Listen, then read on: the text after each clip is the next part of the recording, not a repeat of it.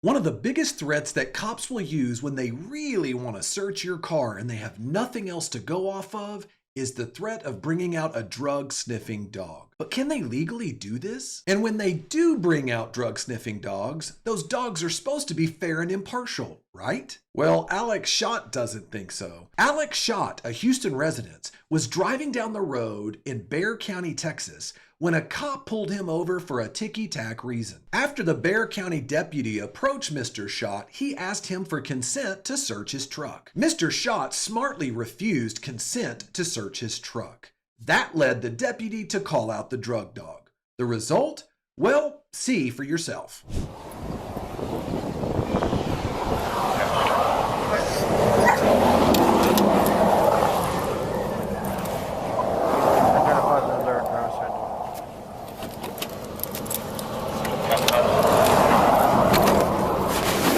Want to guess if the deputy found any drugs when the drug dog alerted on the truck?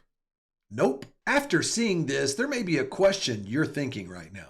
What rights were violated here? Under the Fourth Amendment, every person has a right to be free from unreasonable searches and seizures by the police. Normally, without emergency circumstances, a police officer must have probable cause in order to search a person's belongings. For example, like a car. This is where drug dogs come in. Drug dogs are used by law enforcement to establish probable cause where none yet exists. Now, during a traffic stop, police must first have reasonable suspicion that you've committed a crime or a traffic violation in order to pull you over. Then, in order to search your car, they must have some type of probable cause to establish you've committed some other crime other than the traffic violation. So, unless an officer already has probable cause, they either need your consent to search your vehicle or your consent for a dog to walk around your vehicle and sniff the outside of your car. If an officer asks your consent for either one of those, it usually means they don't have probable cause and they're trying to bait you into giving them permission. The sad part is many people don't realize it's within their constitutional rights to refuse consent to search their belongings at this point. So what happens if you refuse consent to search your vehicle, like Mr. Schott did? Under Rodriguez versus United States, unless the police have reasonable suspicion of a crime, it is unconstitutional for them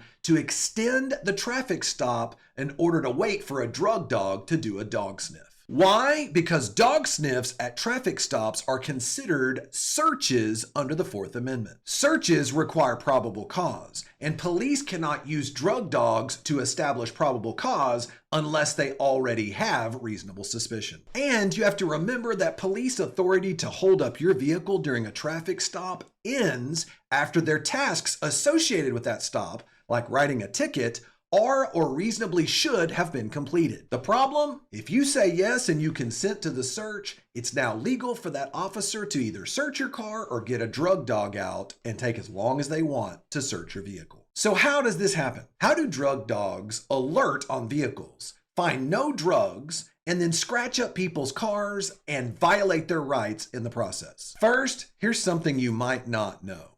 Drug dogs actually don't have to be trained to alert on the substances that they are searching for. That's right. The court in Florida versus Harris ruled that even if the drug dog was not trained to detect the substance it alerted for, that was not enough to invalidate the probable cause for the officer's search. In fact, the court determined that as long as the drug dog was certified, that created a presumption that the drug dog was reliable to establish probable cause. Think about how crazy that is, that even though there are no actual standards for drug dog certification, the court says that as long as they're certified, they're good to go. Here's the harsh reality. Drug dogs are not all that accurate. In fact, here is a startling statistic that might surprise you a little bit. The Fourth Circuit Court of Appeals has accepted and relied upon evidence to convict people from drug dogs with a reliability rate as low as 43%.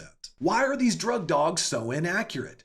One is because of a lack of standardized training. Because courts have not required it, drug dogs are not being uniformly trained in order to alert on all substances. In fact, most states provide zero standards for performance requirements for their drug dogs. This is why it's no surprise that only 44% of drug dog alerts in a Chicago Tribune study led to any actual drugs or drug paraphernalia. But here's the real question. At the end of the day, how does this lack of uniform training really affect the drug dog's performance? Don't forget, drug dogs are domesticated animals that are trained in order to please their masters above all else. If you own a dog, you know that dogs can read us. And the thing they love to do most of all is to please their master. In fact, some studies have determined that this desire to please their masters can outweigh their drug sniffing capabilities. Studies also suggest that drug dogs can read the body language of their handler, which then reveals pre-existing beliefs about this guy or that guy might be hiding drugs. The second reason drug dogs are so unreliable is that cops can lead the dog to get what they want from the dog,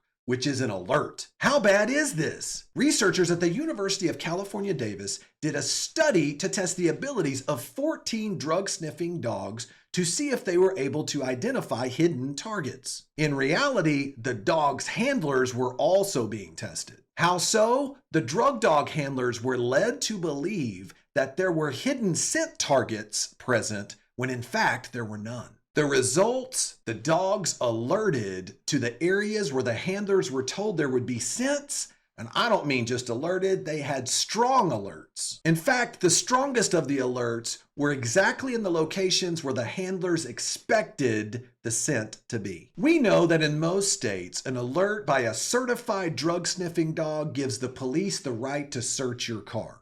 In fact, in many states, police officers jokingly refer to these drug dogs as probable cause on 4 legs. But with this study, that probable cause looks very shaky. And honestly, it should make us reevaluate the methodology being used with drug dog searches. Now, unfortunately, police dog trainers and handlers completely denounced this study, despite the fact they refused to cooperate in the research. What did this research reveal? It's that dogs really are good at reading each and every one of us, and all they really want to do is make us happy. In fairness, one organization trying to address the police handler bias with drug dogs is the Pacific Northwest Police Detection Dog Association. In fact, this police association admits that it's a big problem when cops can't get past their expectations that drugs should be found somewhere. In fact, they said that this leads to police officers overworking their car. Instead of going around the car once or twice and trusting their dog to do the work,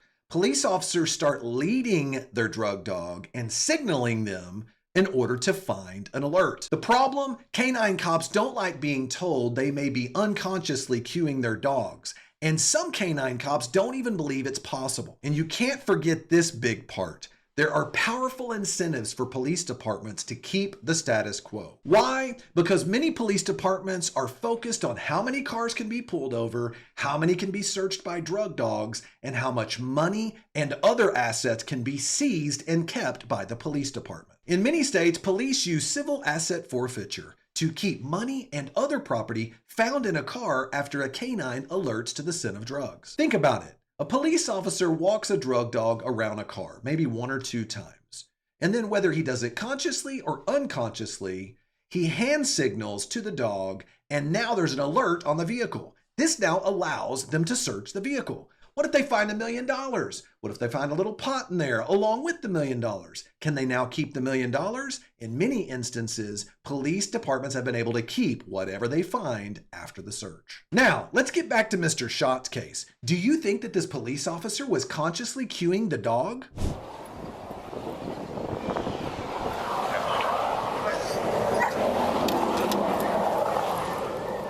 It seems to me that the biggest obstacle to drug dogs being impartial are the cops handling the dogs from the very beginning. In fact, some prior officers have even gone on record to say they used drug dogs to primarily confirm what they already believed. What are the consequences of cops leading or directing their dogs? Racial profiling by the police is one of the big ones. In a study done by the Chicago Tribune, the drug dog accuracy results for Hispanic drivers was as low as 27%, which is even more abysmal than the average rate of 44%. This could mean that dogs in these cases were picking up on cues from their handlers, who expected to find drugs. Now, what happened with Mr. Schott? Many people would just go on with their life and go pay for the damages that the drug dog did to the side of their truck.